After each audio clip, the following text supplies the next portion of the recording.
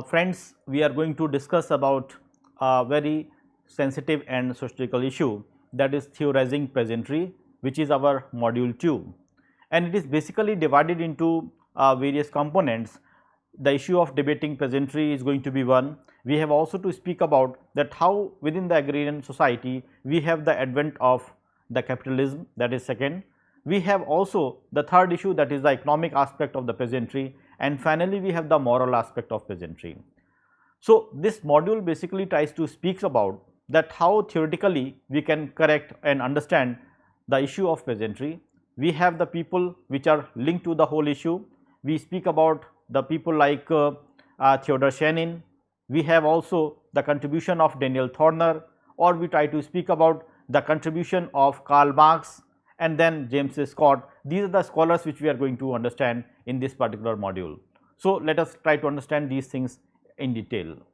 I think debating peasantry itself is going to be very vast coverage of knowledge about the rural society, because when we try to speak about the rural peasantry, as we discussed earlier also, that peasantry is going to be an important issue, and that way we try to see the discussion which we have to see with regard to the peasantry has to be seen with regard to the understanding of the villages. And I think debating peasantry itself is going to bring about certain important issues, like it will try to highlight that how the peasantry has been understood at the various levels, and this is not simply that how peasantry has been seen in India. We are basically trying to speak about the issue which is to be seen across the globe, and that way I think this unit 5th on the debating peasantry is going to speak about these particular issues. So, let us start up with the basic things, that society is collectively of different categories of people which we try to see in the rural society. The collectivities are identified on the basis of their economic background, environment in which they are living, and on the basis of their specific origin and many other aspects. Thus, the collectivity is marked by the specific traits which the group of people normally shares, and as we know that the civilizational project of the world is not uniform. So, the formation of categories of society also varies in the time and space. Even the prioritization and the conceptualization of the terms in the social sciences is also different. Thus, one has to trace the genesis of peasantry historically and also to analyze the various studies conducted in this direction. We know that the broad division of society is rural or urban society. The rural in a broader terms includes the folk people like the tribes and the peasants, whereas the urban society is marked by the elite people. Here our basic concern is the peasant, so that let us focus upon these categories of the people, especially in terms of their specific culture, customs and traditions. To be precise, even the rural sociology in United States have also not focused much upon the peasantry, as we know that it is one of the developed nations, but it does not focus upon the peasantry at that period of time. The systematic study of peasantry originated in the Central and the Eastern Europe, because in those societies a rapidly westernizing intelligentsia was faced by a large peasantry. The issue of peasantry became closely entangled with and impelled forward by the ideologies of modernization and the rediscovery of the national self by people suppressed by Russia, Austria, German and Turkish empires. Subsequently, the political leaders, social scientists and the scores of amateur ethnographers turned their attention to the peasants, which has been highlighted by Theodor Schenin. So, firstly, let us understand the definition of peasants. Although we have tried to speak about the peasant, what the peasant is in the previous unit also, but for just having the closer understanding about the peasant in a different way, let us try to see how we can see peasant from the various viewpoints. The first systematic attempt to define the concept of peasant came from Kroeber. To him, peasant constitutes part societies with part culture.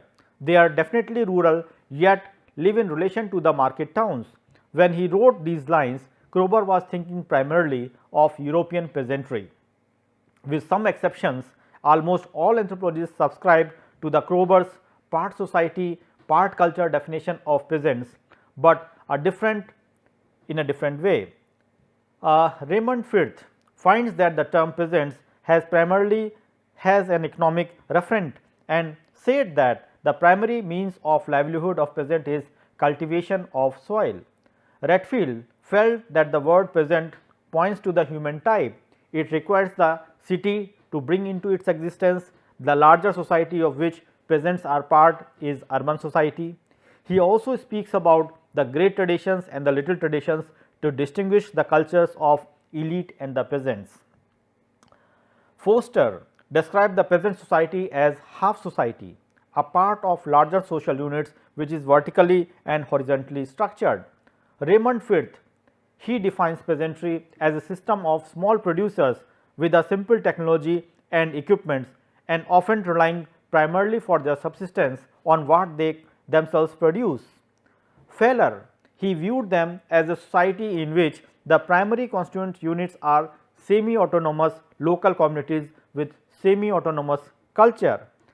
Chenov, I think his understanding, A.V. Chenov's understanding is quite what you can say significant with regard to the peasantry. He understands peasantry by focusing upon the pure family farm. He claims the family is equipped with the means of production, uses its labor power to cultivate the soil and receive certain amount of goods as a result of year's work.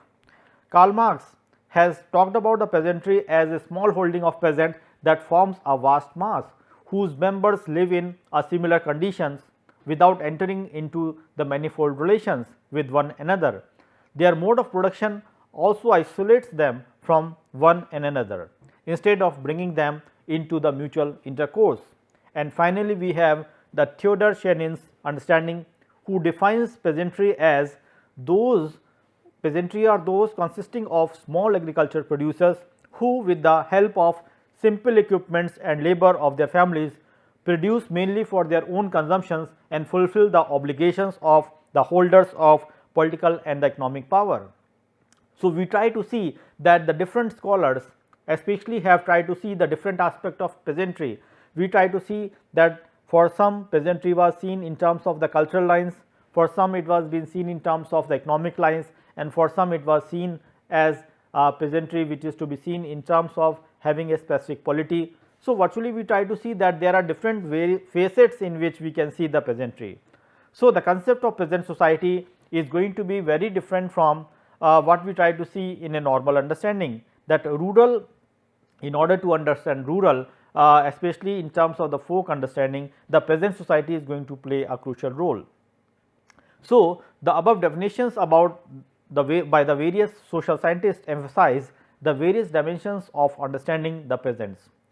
The few definitions talks on the cultural dimensions, as I said, some of them has the economic dimensions and some of them has the political manifestation of the peasantry. In the framework of thought which accept both the brief of sociology as a generalizing science and the existence of peasantry as a specific worldwide type of social structure, we can discern four major conceptual traditions which have influenced the academics. They are, first one is the Marxist class theory. The Marxist tradition of class analysis has approached peasantry in terms of the power relationship, that is, as the suppressed and the exploited producers of pre-capitalistic society. The contemporary peasantry appears to as a leftover of the earlier social formation, its characteristics reinforced by remaining at the bottom of the social power structure. Second form can be the specific economy typology. The specific economy typology. It has been viewed that peasant social structure is to be determined by a specific type of economy, and the crux of which lies in the way of the family farm operates. And this approach was first made explicit by Vasyl Chekhov, and later on it was fully developed by Chenov in the later phase. The third aspect is the ethnographic cultural traditions. It stems from the European ethnography and from the traditional Western anthropology. It tends to focus its approach of peasantry as the representative of the earlier national traditions and preserved as a cultural lag by the inertia typical of the peasant society. And the last one is the Durkheimian tradition. The Durkheimian traditions, which originated from the ideas of Durkheim and who has followed a complex path. The basic dualism accepted by Durkheim and his generation, that is by Tonis and Maine, was that he divides the societies into the traditional and modern or organic, and based upon the division of labor and the necessary interaction of the units, Kroeber later placed peasant societies in an intermediate position as the part society with part culture. And that is how we try to see that the open segment in a town centered society that has been talked by Kroeber. So, Shenin tries to delimit the peasant society by establishing a general type with the 4 basic facets, and I think these 4 basic facets are going to be very crucial for understanding the peasant society. To him, the general type of peasantry would include, first thing is the peasant family farm as the basic unit of multidimensional social organization. The family provides the labor on the farm, and the farm provides for the consumption needs of the family and the payment of its duties to the holders of political and economic power. The economic action is closely interwoven with the family relations, and the motive of profit maximization in the money terms seldom appears in an explicit forms. The self-perpetuating family farm operates as a major unit of the peasant property, socialization, sociability and welfare, with the individual property, socialization and also with the welfare of the individual tending to submit to the formalized family, that is the role behavior. The second characteristics which have been proposed by Theodor Shenin is the land husbandry as the main means of livelihood, directly providing the major part of the consumption needs. It includes the traditional farming includes a specific combination of the task on a relatively low level of specialization and the family based vocational training. The third component which has been talked by Theodor Shenin is the specific traditional culture related to the way of life of the small communities, and the specific cultural features of the peasant marked by the traditional and the conformist attitudes, that is the justification of individual action in terms of the past experiences and the will of the community. And the last one is very crucial, that is the underdog position, the domination of the peasantry by the outsiders. Peasantries as a rule have been kept at the arm length from the social sources of power. Their political subjection interlinks with the cultural subordination and with their economic exploitation through the tax, rent, interest. So, with the above frameworks in mind which has been spoken by Theodor Shenin, let us try to understand the peasantry as has been overviewed historically and in the academic discussion. To be specific, the peasantry has been traditionally treated as homogeneous category with respect to the class. The discussion on peasantry as a class started during the last century with its characteristics and political potentialities among the Marxian and the non-Marxian social scientists. Thus, one set of scholars considered the peasantry as a homogeneous category with respect to its structure and stratification. Another group of scholars questioned the prevailing misconception in terms of stratification with respect to the certain criteria differentiating the various classes of peasantry. Thus, the contribution of various scholars on the concept of peasantry as a class highlighted the homogeneous class characteristics of the peasantry. The anthropologists in general had seen that the European peasant in the mind, and when they expressed their views and Chenov and Marx took the Russian and the French peasantry respectively, then they talked of peasantry as a class. They never tried to differentiate the classes within the peasantry. So, either it is a question of Marx or Chenov, they did not try to have the differentiation within the peasantry. The first systematic attempt to differentiate the classes within the peasantry, it came from Lenin. So, it was V.I. Lenin who had tried to spoke about the differentiation of the class within the peasantry. He recognized the heterogeneous class characteristics of the peasantry. So, Lenin in 1920 talks of the 6 different agrarian classes in terms of ownership of means of production and the labor exploitation, and those are the agricultural proletariats, semi-proletariats, small peasantry, middle peasantry and the big land owners. Meo in 1933 differentiated the peasantry in terms of the ownership of means of production and exploitation in the form of wage labor and the market forces. He talks of the 5 differentiated agrarian class, that is the landlord, the rich peasant, the middle peasant, the poor peasant and the workers. Barrington Moore in 1966 had tried to look into the understanding of class of peasantry in terms of superordination and subordination.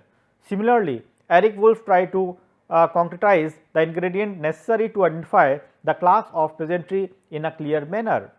According to him, the peasants are a subordinate, ruled, exploited classes and their surplus is being appropriated through the rent and the market forces. In his book Types of Latin American Peasantry in 1955, he says that land is a critical variable for understanding the peasantry. Later on in another book entitled Peasants, he remarked that peasants are the rural cultivators whose surplus are transferred to a dominant group of rulers. Here he introduced the concept of exploitation to differentiate peasantry. Later he defined peasants in his book entitled Peasants War in the 20th Century in 1971 as a population that are essentially involved in cultivation and make autonomous decisions regarding the process of cultivation. A breakthrough in the conception of peasantry came from the work of Landsberger when in 1974, when he tried to look at it in terms of the socio-economic and the political dimension. He remarked that there is a landed upper class which is recognized legally and the classes below it are subordinate socially, economically and politically. According to him, the peasantry of the class of peasantry is subordinate one in and occupies a lower position in all the 3 dimensions. The above discussion revealed the economic class characteristics of peasant and does not speak about its transformation in a political class, but Lenin and Meo analysis of class served as the basis for the analysis of the political potentialities of various classes of peasantry. Their analysis served as a powerful tool to differentiate the agrarian class and to identify the class of peasantry as a whole. So, as long as the class of peasantry remain confined to their economic interest, it will remain in class in itself. The increasing awareness of their plight leads to acquire the political characteristics in order to understand or to register their protest against the exploiting, subordinating ruling class. In view of that, the economic class get transformed into the political class and obtain the characteristics of class for itself. So, virtually there is a shift from class in itself to class for itself when they try to have certain amount of political consideration into concern. So, regarding the political dimension of class, the peasantry in history has many times acted politically as the class, like the social entity. It has assumed the great importance, especially during the early and the later part of the current century. The revolutionary potentialities of peasantry have been revealed in the following revolutions. One is the Mexican Revolution of 1910, the Russian Revolution of 1905 and 1917, the Chinese Revolution from 1921 onwards and the Cuban Revolution of 1958 and the Algerian Revolution of 1954 and others. Several scholars like Franz Fanon, Lenin, Meo, Hamza Alvi, Eric Wolf and others have recognized the revolutionary potentialities of the class of peasantry. Thus, we try to see that how the peasantry as a political class reveals a revolutionary potential and relative militancy of classes within the peasantry. In other words, the class in itself, the economic class transformed to the class for itself when it becomes aware for their class consciousness. Now, in order to understand the peasant, we have to see that how we can locate peasant in terms of a history, and here we will try to speak about the peasantology's history. The genesis of peasantry has to be evolved by digging the history and civilization of different societies. One has to interpret its genesis by training the significance of peasant studies in the different era. As given by Shenin in 1971, in the pre-industrial world, the literate attitude of peasants combined with hostility and with silence. It seems that they had also to be dehumanized in the consciousness of those who ruled, administered and wrote. Even the medieval writings are full of kings and wars, of philosophies and poetry, of law and astrology. They are mostly silent about the peasant. So, if you try to see on an average, the peasantry has been missing in terms of the discourse, in terms of discussion. Regarding the connotation of peasants, the Declinatio Rustica of 13th century defined the 6 interpretation of the word peasant: the villain, rustic, devil, robber, brigand and looter, and in the plural sense the wretches, beggar, liars, rogues, trash and infidels. So, in the 18th century English, a peasant meant a brute and an illiterate, while the verb to peasant was to mean to subjugate or to enslave. So, I think this is what or how the word was trying to see the peasant, the understanding of peasant in terms of a certain academic reference. The modernity and the capitalism came to Europe with the triple revolution of industrialization, of the citizenship within the nation state and the spread of the secular. And we try to see that in the most fundamental self image, this word was a word without the peasants. So, the peasant was missing in this particular word of science based secular nation. Peasants were treated as anarchism and therefore, as irrelevant with regard to their existence in the society. However, the way the peasants were approached in the scholarly endeavor different deeply, at least in the 3 global regions. Now, we can see that how peasantry has been reflected in the 3 global regions across the world.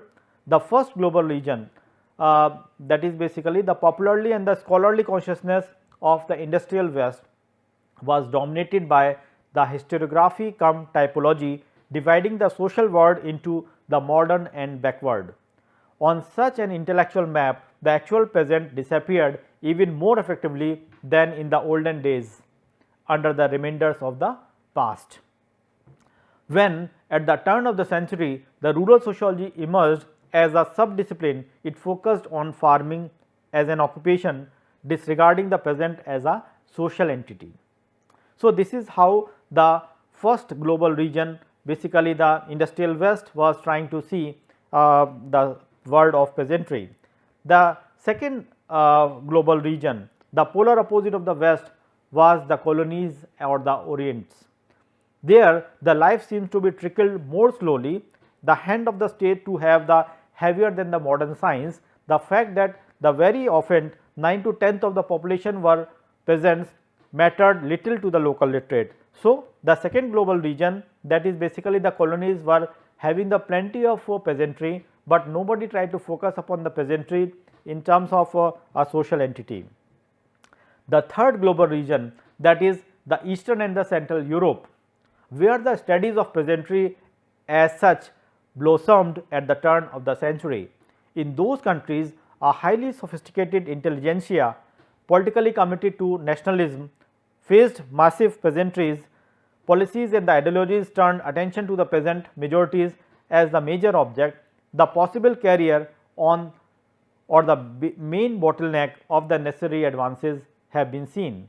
By the eve of the First World War and the later, the intellectuals political attempt to look at and to activate the peasantries were being increasingly matched by the peasants' own effort to establish the viable political movement in defense of their own interest in Poland, Romania, Bulgaria, Russia and other countries. East European is in much of its rural experiences produced some inspired writings, and in the rural scene especially the work by Karl Marx, Max Weber, Somwart, Kotaski, Buchners and David, they are quite significant. It was Denmark which became for a time the prime sample of the autonomous and successful rural cooperatives movement and a self-generated innovation by the peasant smallholders. The World War followed by the rapid decolonization changed the global map and its political power. The growing gap of the wealth and the power came eventually to be theorized by new image and models which were well represented by the simultaneity of the appearance of the Middle's concept of cumulation of advancement and backwardness, and Paul Barron's the political economy of backwardness. The developing societies became synonymous with dependency. Social scientists, politicians and planners were made to turn their attention from the purely economic indices to the particularities of the social structure of the developing societies. A majority of them there were peasants. Further, the right and the left scholars, politicians and the revolutionaries were turning their attention towards the peasant and the peasant societies. A virtual explosion of the peasant studies in the late 1960s was much part of the new political situation as a major conceptual refocusing which reached its symbolic peak in the 1968. So, virtually we try to see that by 1968 we try to see that the establishment of peasantry in terms of an academic discourse had started germinating or coming to the picture.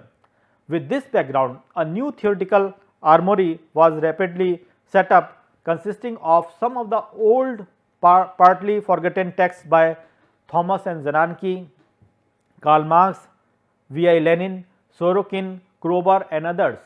The work of Chenov, that is the Theory of Peasant Economy 1966, and Karl Marx's work, that is Grundrisse of in 1964 were highlighted.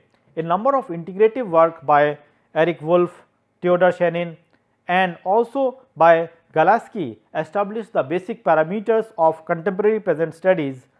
Defining peasants became a matter of major significance and in offering the field study in the field.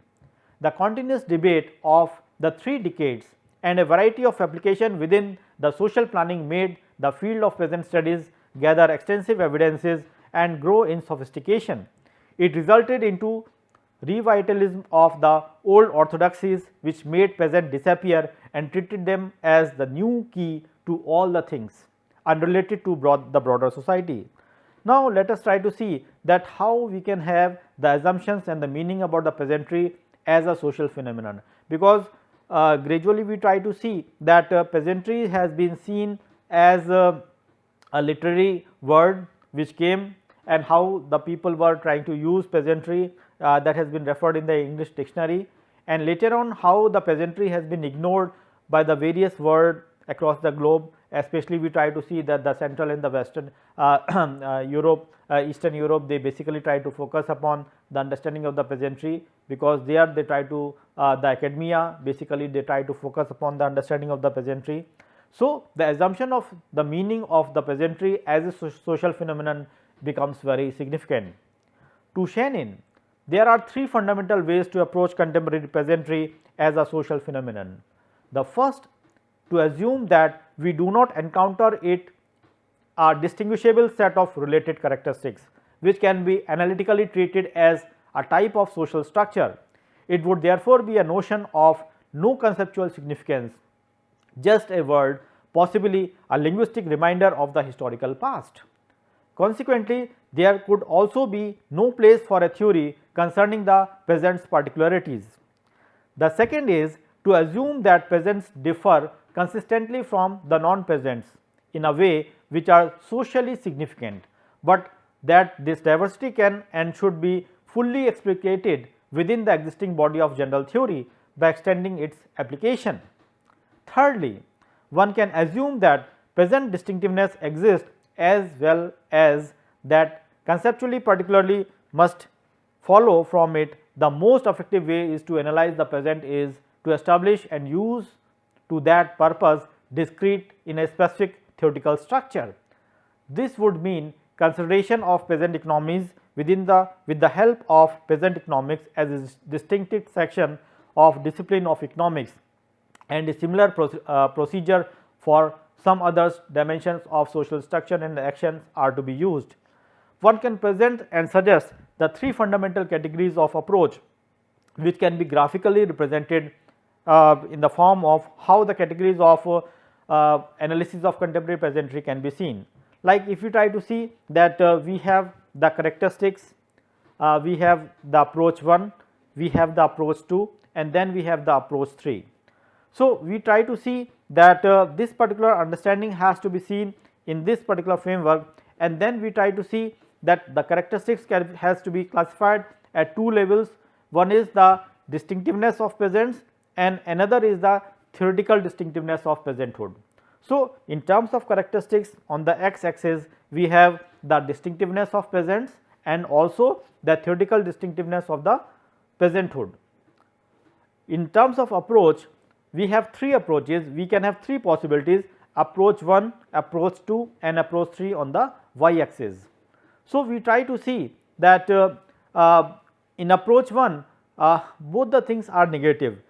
It means that neither there is distinctiveness of peasants nor there is a theoretical distinctiveness of peasantry. In approach 2, in the second framework, we have distinctiveness of peasants, but we do not, the theoretical distinctiveness of peasanthood is missing, that is no. So, we have the first combination, the first approach, which is both no. In approach 2, we have distinctiveness yes, but theoretical distinctiveness no, and in the approach 3, we have the distinctiveness of peasants, that is also yes, and theoretical distinctiveness of peasanthood, that is also yes. So, the last category, that is the category 3, basically represents the ideal condition for the representation of peasantry as a social entity. Now, if we analyze the different works, they can be placed in different approaches. For example, Lenin's work on the theory on the development of capitalism in Russia in 1899 and McNamara's attempt of using peasants can be placed in approach 2 in approach 1, and Kotaski's agrarian question and Schultz's analysis through the intermediary in between approach 1 and 2. And we can see that the theory of peasant economy by Chenov can fall into the category 3, because he tries to speak about the understanding of distinctiveness of peasantry also, and also the theoretical understanding about the peasantry. So, both the things have been talked about by Chenov. So, he can be placed in the category 3, and his famous work, The Theory of Peasant Economy, I think we are going to discuss this particular work maybe in the coming lectures, where you can have the detailed understanding about the things. So, virtually we try to see that by going through the above discussions, we have got the following frameworks regarding the genesis of peasantry. The concept of peasants has to be analyzed through the cross-cultural analysis of global history. We find that the pre-industrial world could not recognize the peasantry in a healthier way, whereas in the industrial era, the industrial West were considering them to be the backward, whereas the colonial countries were not in a position to recognize peasantry because 9/10 of the population belonged to that category. However, it was the European nation which was emphasizing on the relevance of peasant studies. Further, the agenda of peasant studies in 1960s and 70s were the peasantry's disappearance, the response of peasants to the market economies, and also the power of peasant to bend the state policies. So, here I think we try to see that there is a gradual shift which has started emerging, like when peasantry were to be seen in terms of the social entity. In order to understand them as a social entity, we have to see that to what extent we are in a position to discuss or put them theoretically. Like we discussed about the Chenov's work on the theory of peasant economy, that is the only work which tries to give the distinctiveness of peasantry both theoretically and in terms of their existence in the social world. So, the economic impact of the state increasingly became focus attention through the recognition of the exceptional significance of the state institutions and personals in the rural areas where the peasantry plays a major role. So, we have to see that to what extent we are in a position to speak about the peasantry, like we try to speak about the peasantry in terms of the broader framework. We try to see that how the peasantry was being seen across the globe. We try to see that how people were serious about putting the peasantry into the social map.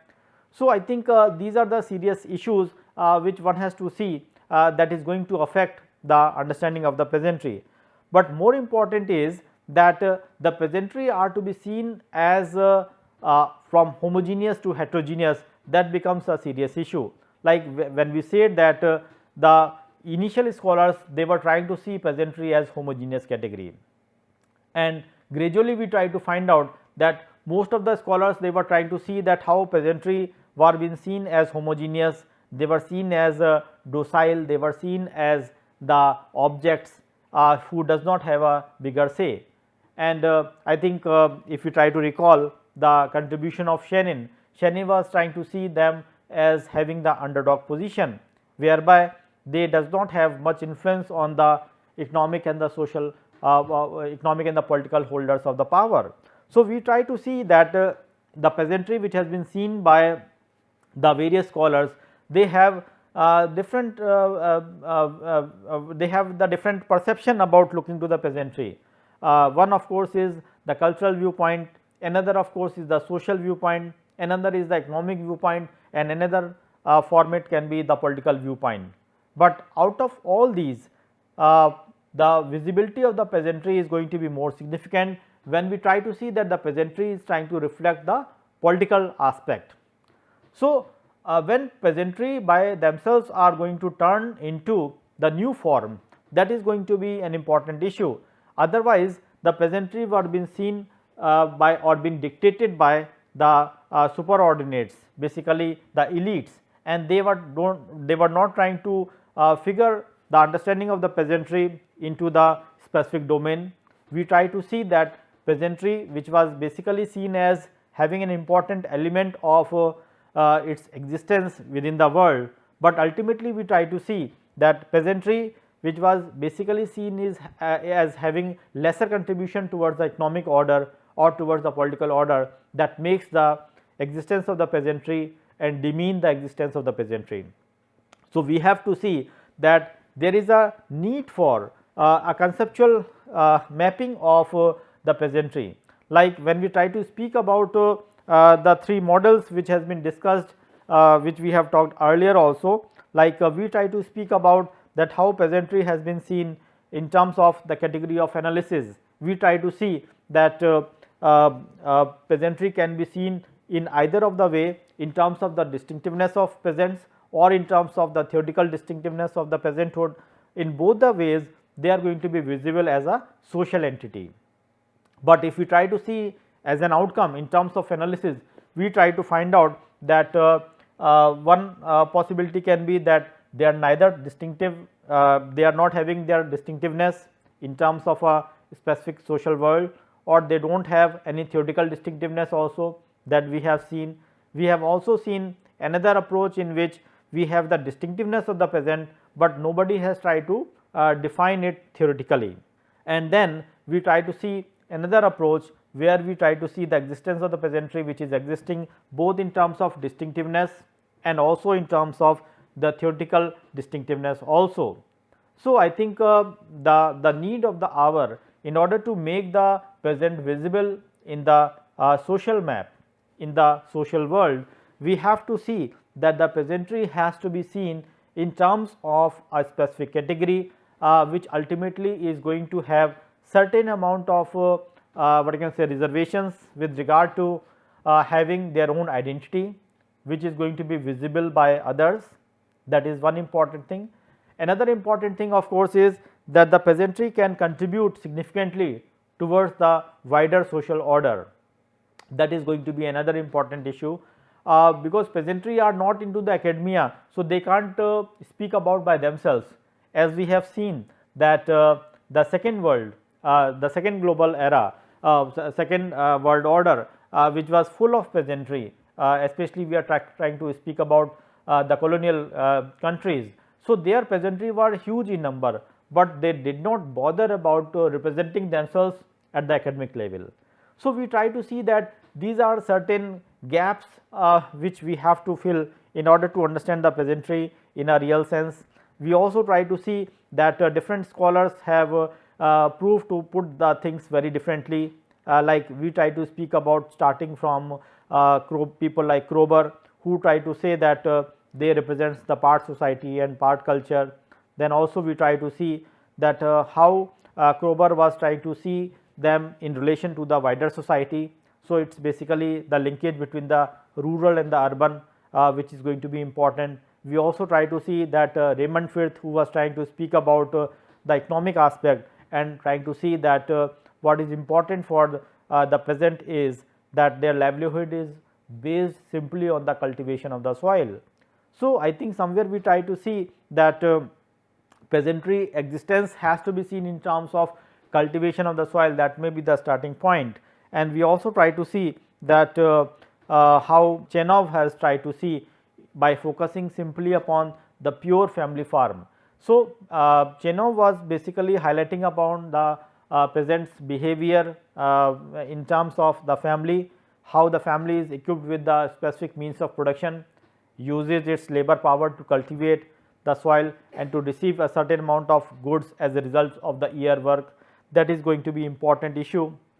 And Karl Marx, who was trying to see them not as a class, but was trying to see them as a small holding of peasants that forms a vast mass and whose members lives in a similar conditions without entering into the manifold relations.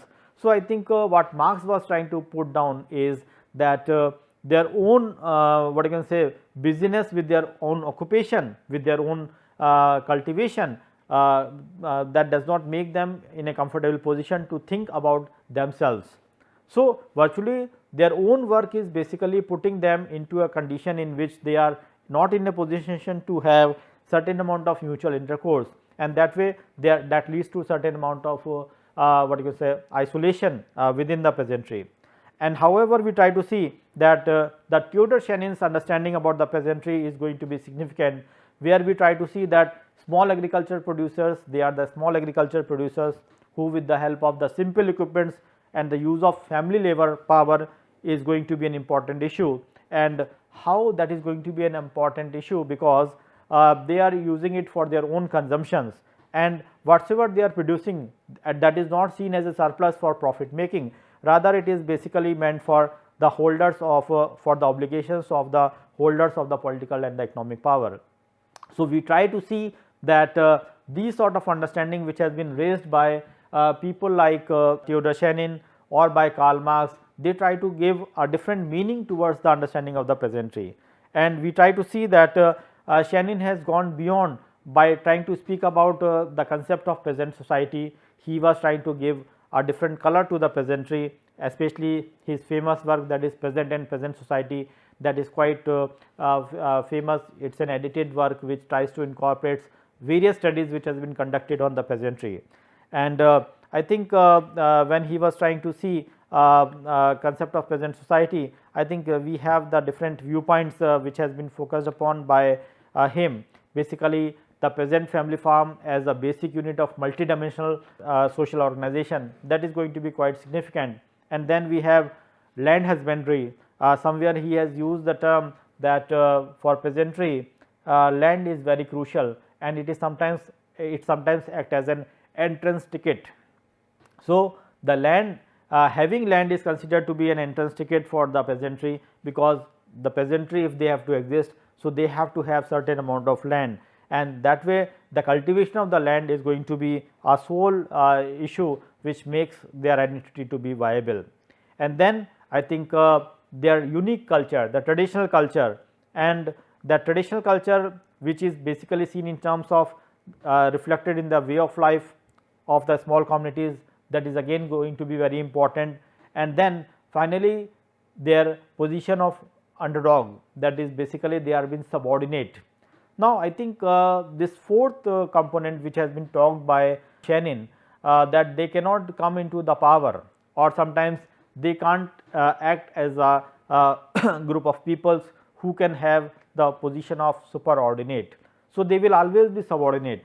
So, on the one hand we try to see that one categorization of a population can be peasantry, and the polar opposite of that is the gentry. So, we have the peasantry and the gentry. These are the two components, these are the two wider words, polar opposite words, which are to be seen as an important aspect of the peasantry, which has to be reflected. We also try to see that the differentiation of the peasantry is the starting point from where we try to see that the understanding of the peasantry becomes important. And here I think when we try to speak about the peasantry in terms of differentiation, meaning thereby they are not the homogeneous categories, rather they are the categories of peoples who are reflecting certain amount of differentiation on the basis of the division of labor, on the basis of the class character, and that was been made by V.I. Lenin.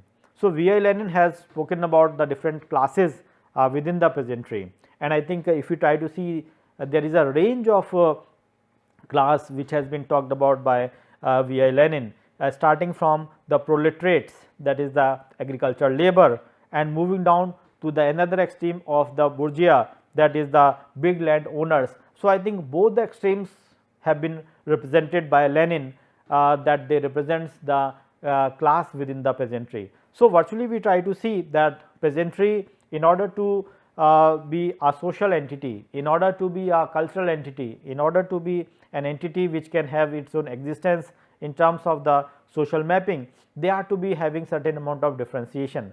So, trying to see peasantry as a class, I think becomes an important issue. We try to see that peasantry which has to be visible.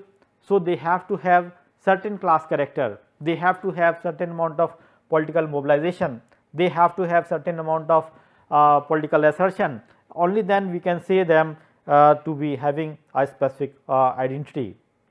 I think peasantology's history itself speaks about that how peasantry was there, they were existing, but they have been neglected by the wider world. Especially we try to see that those countries where the peasantry was abundance in number, so their peasantry has not been reflected, and in some places where we try to see that peasantology was not there, but there the attention was not being paid much, like we try to speak about the United States, which was considered to be the developing nations, but they never try to focus upon the peasantry in terms of they try to see them as the remnants of the past in terms of the specific civilizational framework. And on the other hand, we try to see that it was basically the European world, who was basically trying to see that how peasantry has to be seen as a distinctive entities, and how it is going to be an important issue with regard to the academic discourse. So, that is where we try to see that the third global region, that is the Eastern and the Central Europe, they basically tries to study the peasantry, and that has made the visibility of peasantry in academia. That is going to be an important issue which we have to keep in mind. I think that is where we try to see that the categories of analysis of the contemporary peasantry, they also becomes visible, and we also try to see that a conceptual gap has to be filled between the analysis of peasantry of the third world and the phenomenon of the highly capitalized family farmers of the first world. So, I think this conceptual gap has to be filled between the third world countries and the first world countries. The first world has to provide the theoretical mapping or to substantiate the existence of the peasantry, and the third world countries which are having the plenty of peasantries, they have to reflect upon through writings, through their experiences about the existence of the peasantries in terms of the collectivities, in terms of the ruralities, are going to be an important issue. So, the contemporary peasant studies have offered not only the yardstick of otherness, but also the up to date process of defining and studying the peasants as a sociological concept. So, we try to see that the focus of peasant studies will most likely to expand, reflecting upon the increasing interdependence within the global society as well as the internal logic of the analytical paradigm. I think this is where we try to see the contribution of peasantry which is going to be quite significant, especially when we try to speak about the peasantry in terms of existence. We try to find out that peasantry, they basically tries to understand the things more in terms of how peasantry has to be located, where it has to be located. I think we try to see the various revolutions which took place. In various revolution, what is the role of peasantry? That is going to be a important question. In many revolutions, what is the contribution of peasantry? That becomes an important question for analysis. Apart from that, we have also to see that peasantry in terms of the leadership, how many times in terms of leadership it has gone to show its color. That is again going to be an important issue. And beyond that, I think more important is that we have to see that peasantry, in order to make them what I can say visible, they have to be vocal by themselves. I think that is going to be an important issue which has to be focused upon.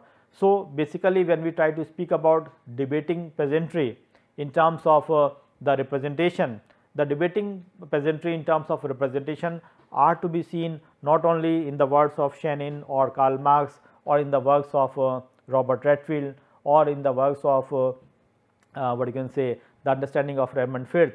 Rather, we have to see that they have to be visible both theoretically and practically. So, theoretically speaking, like Chenov has spoken about the peasant behavior, that is perfectly fine, but I think what about their practicality in terms of their outcome, in terms of their visibility in the wider world, that has to actually take place. Then only we can speak about the peasantry in the real sense. But what is more important is that we have also to see that peasantry, are they in a position to make themselves visible by themselves, or there is the third player who is going to make them visible. I think that is another important question, because peasantry by their own, how many times they are coming by their own to represent themselves, that is going to be an important issue. So, we have to see that the element of indigeneity, indigenous leadership, I think has also to be reflected when we try to speak about the peasantry in the real sense. So, the conceptualizing peasantry in terms of the new debate and the discourse has to incorporate the understanding of the peasantry in the real sense, which has to be visible more in terms of how it has been reflected in the wider society. And this wider visibility has to be seen how they are trying to use the media, how they are trying to use the modern forces of technology or the modern forces of production, and on the basis of that they will be in a better position, or they will be in a position to attract the attention of the world. Like I think in the coming units we will talk about how the peasantry has been visible, how the peasantry has been seen by various scholars, especially in the so called capitalistic order. In the capitalistic order, how peasantry could succumb to the pressure and how they could be made visible. That is one important thing that we will be hearing in the coming lectures. And apart from that, we also will try to see that how peasantry is going to be more important from the Marxian viewpoint, from the class analysis viewpoint that we are going to discuss. And I think the most important thing that we are going to discuss in the coming lectures will be on the moral concern, the moral economy concern, that is by James Scott. So, there I think we will try to see that the conceptualization of the peasantry in terms of the debate has to be seen on the various parameters. It is not simply the question of the cultural representation, it has to have the class analysis, it has to have certain amount of theorization, it also should have certain amount of moral economy consideration also, which can be seen as fighting against the global order, and how they are going to make themselves visible in the international order. That is going to be an important issue which we have to really focus upon. I think these are certain things in which this whole discussion basically revolves around, and I think there are wonderful works, as I have quoted, that the work of Theodor Schenin on peasant and peasant societies. It is a Penguin book publication from Hermansford that one has to really see. I think it is an edited volume which consists of large number of articles from various scholars, scholars like Karl Marx, Carble, then we have Manning Nash, we have the contribution by various scholars, Chenov for that sake, or we will try to speak about Gunnar Myrdal's contribution, or we try to speak about the Shenin's contribution himself, and multiple contributions are there on various segments which are been reflected in this work, Present and Present Societies. Then also I think we have to see Shenin's another important contribution, that is defining presents. That is going to be another crucial work which we have to see. And apart from that, I think in order to see present in terms of a specific category, we have to speak about the contribution of Eric Wolf. Eric Wolf's contribution in terms of peasants, I think that speaks about the peasantry, how peasantry has been seen in the industrializing world. That is again going to be a crucial work which one has to see. And then also we have Robert Redfield's contribution on peasant society and culture, that is by University of Chicago. So I think peasant society and culture is another significant work which we have to see in order to make ourselves clear about the understanding of the peasantry in terms of culture, in terms of economy, in terms of polity. So I think this discussion on theorizing peasantry, which is basically the important theme of what you can say, the rural sociology, continuity and change. Here I think this unit 5th basically, which is debating peasantry, it has dealt a lot with the discussions, so highlighting the works of people like Theodor Shenin, V.I. Lenin, Karl Marx, or we try to speak about the contribution of Chenov for that sake, and many others, how they try to see the theoretical understanding of the peasantry in the wider world, in the wider understanding. That is going to be an important issue. And more importantly, we have to see that to what extent we are in a position to make peasant more visible. I think the whole idea of debating peasantry is that we have not only to see them theoretically, we have not simply to define it, but also we have to see that how peasantry can be made visible both in the academia and in the live world. So in the visible world, how the peasantry are to be reflected, because that is the only way in which we can feel that peasantry, the discussion on the peasantry can be live. So I think we have to see that we have to reflect the peasantry in the global era. We have to reflect the peasantry in the modern technology era. In that sense, we have to reflect the peasantry which is to be visible in terms of the new cultures, the new trends of society which are coming up, and the peasantry are not to be seen simply as the disappearing entity. They should not be seen as the remnant of the past, rather they are to be seen more in terms of how peasantry is going to be playing a crucial role with regard to the understanding of the wider world and the peasantry. So I think this is what we have to deal with, and I think this particular discussion going to make you clear about how the peasantry has been seen from the viewpoint of a social scientist, and how the peasantry has to be seen on what can be the futuristic line of action in which the peasantry are to be seen and made visible.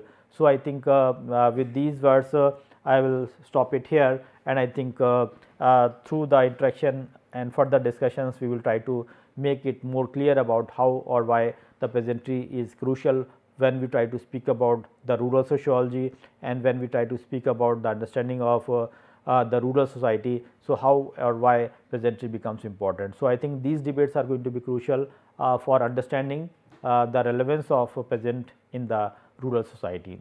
Thank you to all of you.